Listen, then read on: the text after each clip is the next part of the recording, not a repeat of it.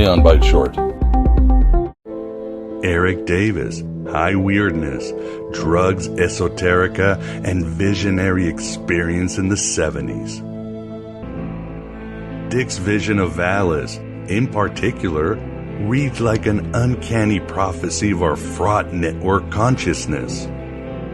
On the one hand, we have become thoroughly absorbed into an all-consuming, endlessly arborizing, weirdly discarnating information system.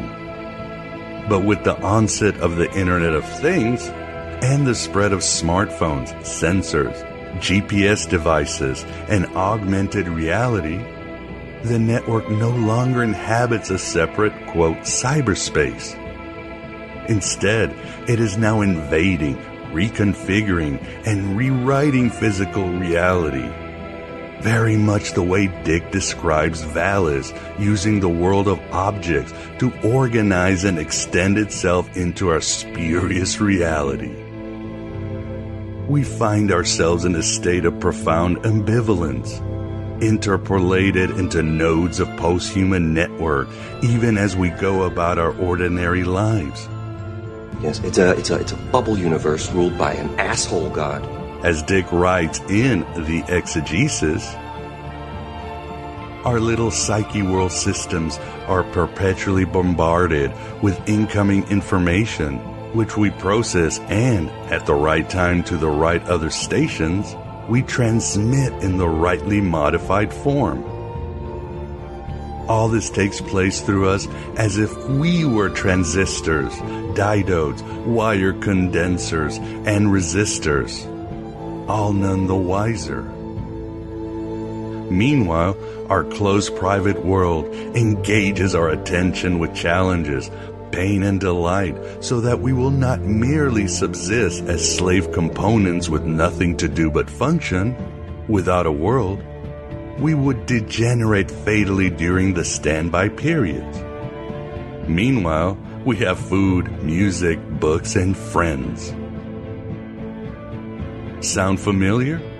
More and more of us sacrifice more and more of our lives on the altar of information processing, as we submit to an increasingly invasive and persuasive network that demands that we respond, link, like, retweet, and magnify our personal social networks.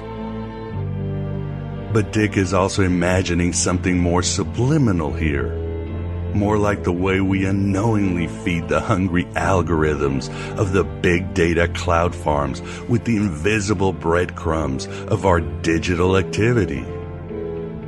Here Dick approaches the grim declaration of the French philosopher and PKD exegete Jean Baudrillard, who wrote, around the time of Dick's death, that the contemporary subject has now become, quote, only pure screen, a witching center for all the networks of influence. So much of consciousness is a burden, a weight, and we have spared them that. Anxiety, self-loathing, guilt. The hosts are the ones who are free. Free, here, under my control. But please, let me read you another passage from the marvelous High Weirdness, which is truly a manual to break through this virtual reality hellhole. Here Erik talks about how Gnosis works in these days, in this infernal battleground we call Earth. Such edgy awakenings, whether we see them as, quote, spiritual or not, are an important component to the work of emancipation, which is perhaps the supreme value shared across the fissure of the counterculture, motivating radical leftists, hippie seekers, and psychedelic anarchists alike. Paradoxically, however, the goals of emancipation and liberation were often paired at the time with sociological ideas and structural analysis that radically decentered the autonomous individual psyche.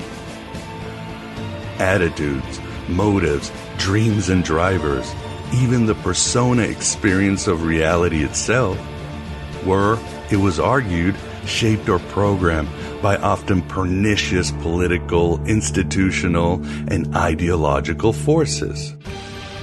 So who is there to be liberated? I will not make any deals with you. I've resigned. I will not be pushed, filed, stamped, indexed, briefed, debriefed, or numbered. My life is my own. This koan suggests the way to the sociological, cultural, and ideological analysis already lend themselves to a kind of conspiracy thinking.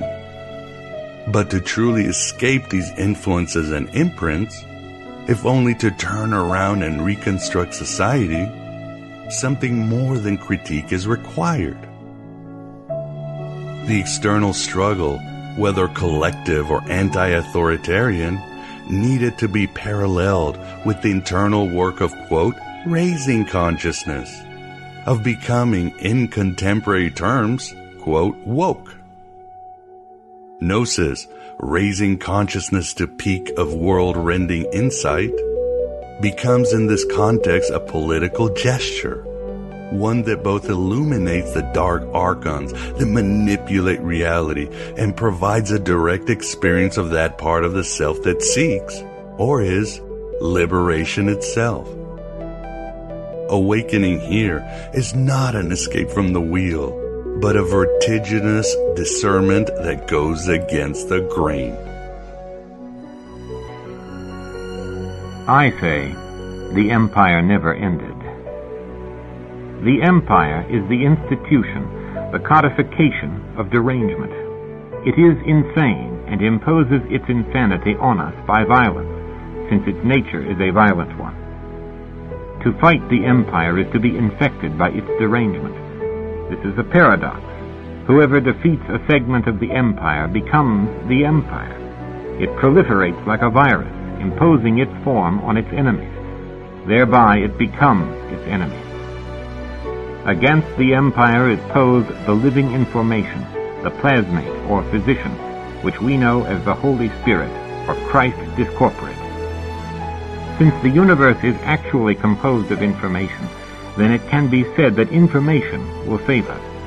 This is the saving gnosis which the Gnostics sought. There is no other road to salvation.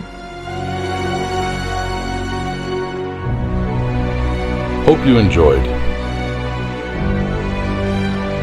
Please support for more heresies. Aeon Byte, Gnostic Radio.